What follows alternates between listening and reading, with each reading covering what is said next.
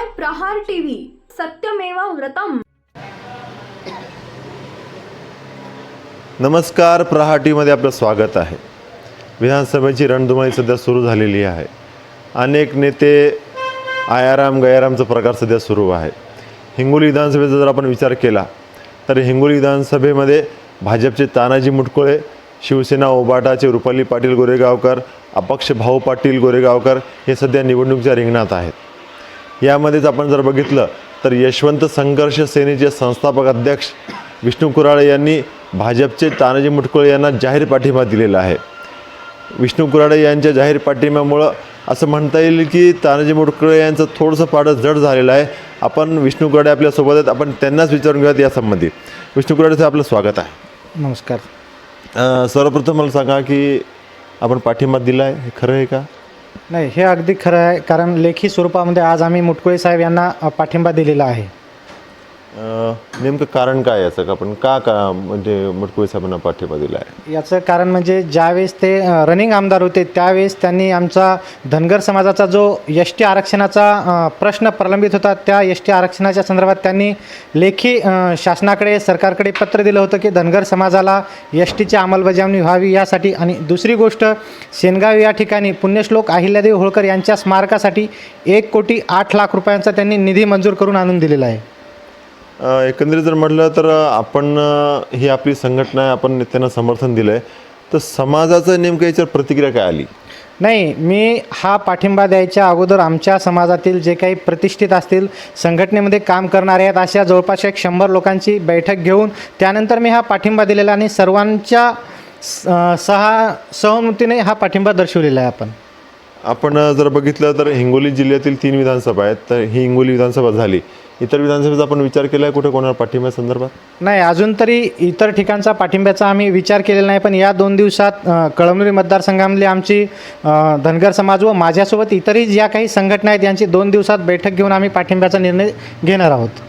पण आपण जर बघितलं की सध्या महाराष्ट्रामध्ये जातीचं राजकारण खूप तापतं आहे, म्हणजे आरक्षण मागणी असेल किंवा इतर अनेक मुद्दे आहेत, तर यावेळी आपण जे हे आपली संघटना असेल, आपलं समर्थन असेल, तर याचा काही विपरीत परिणाम काही होऊ शकतो का? नाही, कारण आमची जी संघटना काम करते मुळात धनगर समाजासाठी काम करत असताना आम्ही आत्तापर्यंत कुठल्याही जातीला विरोध केलेला नाही। ज्यावेळेस मराठा समाजाचं आरक्षण चालू होतं त्यावेळेस त्यांनाही आरक्षण भेटावं म्हणून धनगर समाजाचा महाराष्ट्रातला एकमेव मी आहे की जो उपोषणाला आळंदी या ठिकाणी बसलेला होतो। त्यामुळे सर्व जाती धर्माला सोबत घेऊन चालणारा हा आमचा धनगर समाज म्हणजे भोळा बाबडा समाज आहे। आपण जर बघितलं तर माझ्या माहितीप्रमाणे आपण मनोज जरांगे पाटील यांनासुद्धा आपण अंतर्वेद सरळीला जाऊन त्यांना पाठिंबा जाहीर केला होता, त्याबद्दल आपण काय सांगा? नाही, निश्चित, कारण त्यांची जी भूमिका होती त्यांनीसुद्धा मुख्यमंत्री यांना लेखी स्वरूपामध्ये पत्र दिलेलं होतं की धनगर समाजाची एस-टीमध्ये अंमलबजावणी व्हावी व चोंडी या ठिकाणी ते जे आमचं उपोषण चालू होतं त्या उपोषणालाही ते आलेले होते। मग मराठा समाज जर आपल्याकडे स्वतःहून चालून येत असेल तर आमचंही एक कर्तव्य आहे की त्यांना आम्ही साथ दिली पाहिजेत, पाठिंबा दिला पाहिजेत। एकंदरीत जर बघितलं तर आपल्या पाठिंब्यामुळे आपल्याला काय वाटतं की हिंगोलीचे तानाजी मुटकुळे यांना फायदा होईल, कितपत फायदा होईल?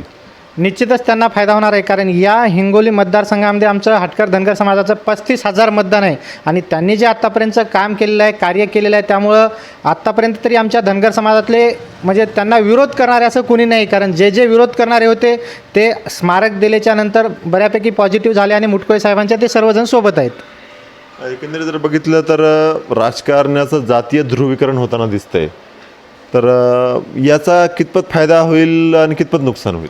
नाही, निश्चितपणे आज प्रत्येकजण जातीपातीचं राजकारण करतोय, पण जातीपातीच्या पलीकडे ज्या व्यक्तीनं, ज्या आमदारानं खऱ्या अर्थानं त्या तालुक्याचा, त्या विधानसभेचा विकास केलेला आहे अशा व्यक्तीला आपण कायद्याच्या सभागृहामध्ये पाठवले पाहिजे, हीच आमची एक कार्यकर्ता म्हणून सर्वांची मागणी आणि मुटकुळे साहेबांनी ते काम केलेलं आहे, त्यामुळं आम्ही त्यांना तो पाठिंबा दिलेला आणि त्यांना निवडून आणण्यासाठी आम्ही सकाळी सांगितलं की आम्ही आमच्या घरची चटणी भाकरी खाऊन आम्ही त्यांच्यासाठी काम करणार आहोत। आपण कामाला लागले आहात त्यांच्यासाठी? निश्चितपणे आम्ही म्हणजे सकाळी पाठिंबा दिला, सकाळपासूनच आमच्या जवळपास 5 गाड्या त्या मतदारसंघामध्ये घर टू घर फिरत आहेत। या पाठिंब्यामुळे कदाचित आपल्यावर आरोपही होऊ शकतो की आपण एका पक्षाची बाजू घेतली किंवा एका उमेदवाराची बाजू घेतली। नाही, कारण आमच्यावर आरोप होण्याचा आम्ही कुठल्याही पक्षाशी आम्ही बांधील नाही किंवा कुठल्याही कार्यकर्ता म्हणून आम्ही आत्तापर्यंत काम केलं नाही. आमची ही संघटना स्वतंत्र आहे आणि जो पक्ष किंवा जो नेता आमच्या समाजासाठी काम करेल त्याला निश्चितपणे आम्ही पाठिंबा देऊ. शेवटचा प्रश्न आहे की आपल्या पाठिंब्यामुळे आपल्याला काय वाटते, मुटकुळे साहेबांना किती फायदा होईल? नाही, निश्चितपणे आमच्या पाठिंब्यामुळे म्हणजे किमान जास्त नाही सांगत पण एक 2,000 ते 2,500 मतदान आम्ही त्या मतदारसंघामध्ये त्या आमच्या संघटनेच्या माध्यमातून आणि समाजाच्या माध्यमातून निश्चितपणे त्यांना देणार आहोत. तर हे होते यशवंत संघर्ष सेनेचे संस्थापक अध्यक्ष विष्णू कुराडे यांनी अतिशय स्पष्टपणे सांगितलेलं आहे की जो आमच्या समाजाला साथ देईल, त्यांना मदत करेल, आम्ही त्यांना पाठिंबा देऊ. आणि हिंगोलीचा जर विचार केला तर तानाजी मुटकुळे यांनी धनगर समाजासाठी मोठं कार्य केलं आहे. पुण्यश्लोक अहिल्याबाई होळकर यांचा त्यांच्यासाठी त्यांनी स्मारकाचं काम केलेलं आहे. अशा प्रकारे त्यांनी स्पष्टपणे सांगितलेलं आहे. कन्हैया खंडेलवाल, प्रहार TV, हिंगोली.